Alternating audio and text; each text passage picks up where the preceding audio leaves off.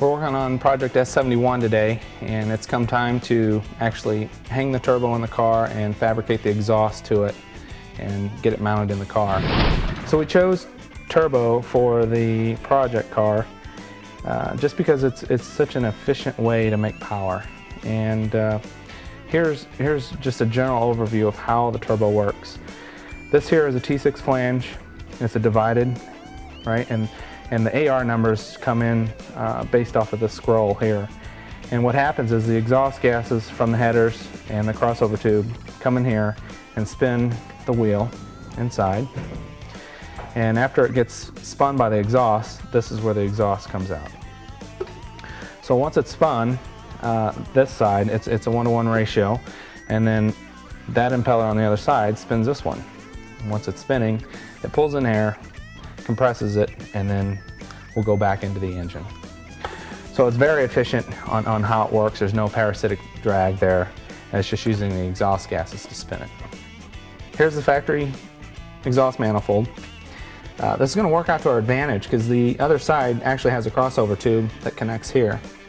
And then when this is on the car, we're just going to flip this around with a 2.5 inch, and we'll run the 2.5 inch into the T6 flange, which will be here at the bottom of the turbo. We're going to run a 75mm. It's a Bullseye Turbo. Actually, it's a Borg-Warner Turbo. It's modified by Bullseye. Bullseye is up in Michigan. They actually make the race cover. They cast their own aluminum in-house, and exhaust housing flange, or turbine housing flange. We're going to go ahead and solid mount the turbo to the front frame. The reason we're going to do that is the turbo weighs 40 pounds, so it's very heavy to be hanging off just the exhaust that we're going to run to it. And once it heat cycles, you know, it could move, or you'll have pipes cracking because you didn't solid mount it to something. So the solid mount, and we're gonna mount it kind of high in the car, as high as we can for clearance purposes. And the reason that you want to do that is when you feed oil from the motor to the turbo, when you return it, you want to make sure that you have a good gravity feed, because if you don't, then you have to, you know, buy an electric oil pump or something like that, which, you know, complicates and more fabrication and just clutters up the engine compartment. So a high mount will help in the gravity return. And where we're going to return the oil is actually a really nice place on the factory block. This is where the push rod hole goes for the fuel pump, and so we can just return oil there, and then we'll pull oil from a pressurized port somewhere on the engine. And what we'll feed with is dash 4.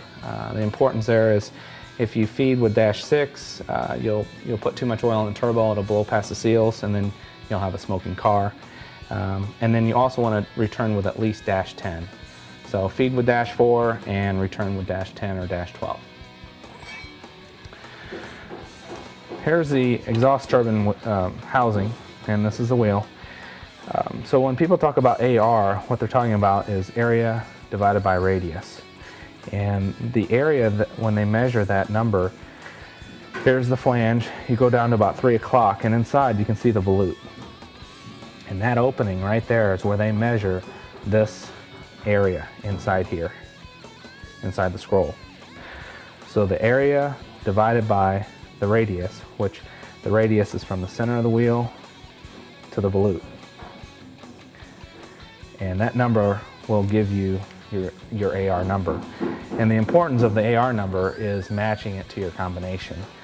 This is a 132 AR for a 428 cubic inch motor.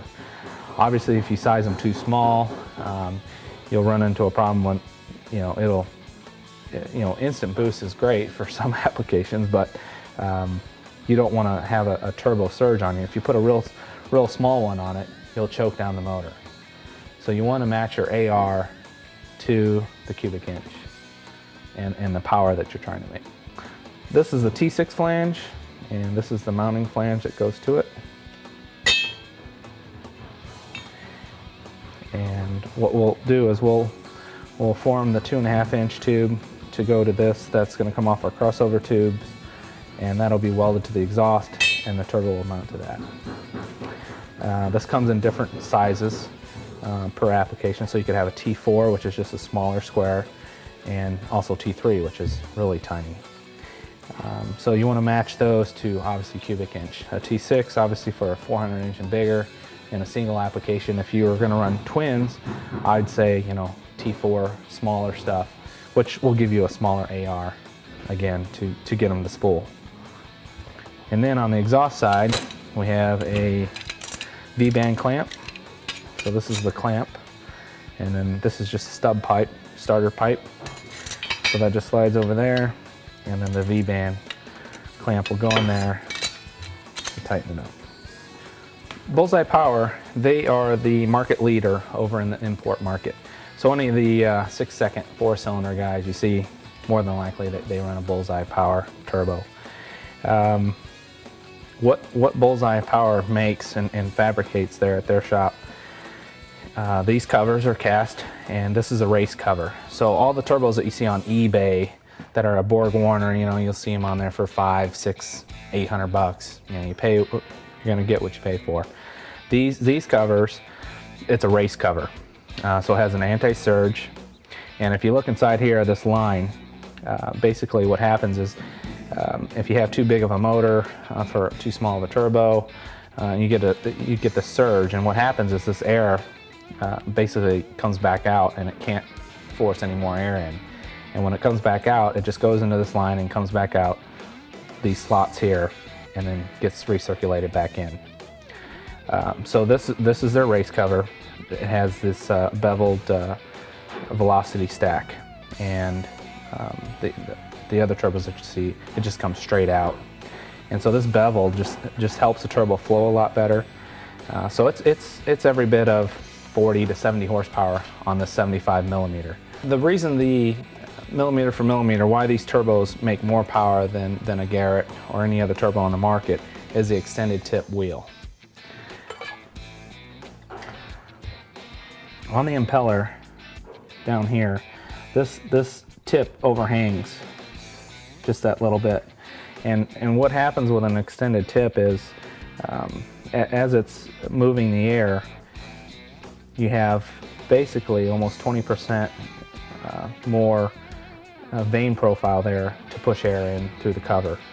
And the wheel is also about 20% taller than a Garrett wheel or any other wheel on the market. So that's why, millimeter for millimeter, these turbos will make more power. I think a 75 millimeter, definitely in any kind of class where it's limited to a 76 millimeter inlet size, this turbo is going to make more power, even though it's a smaller turbo. Here's a T6 flange. We're going to make a bracket that will bolt to the frame, and then the turbo will bolt to that. This is about the area I want to put the turbo. Obviously I'm going to have to cut this bracket out a little bit. It might be in there like this. The important thing is make sure you have all your accessories so you don't have to refabricate all that stuff. You want to do as little refabbing as possible, so put as much stuff in as you can. The radiator, we can make a different radiator to fit. There's plenty of room. These turbos come in a number of different sizes, from 47 millimeter up to 125 millimeter. So you could do twin application or single application, T3, T4, T6 flanges.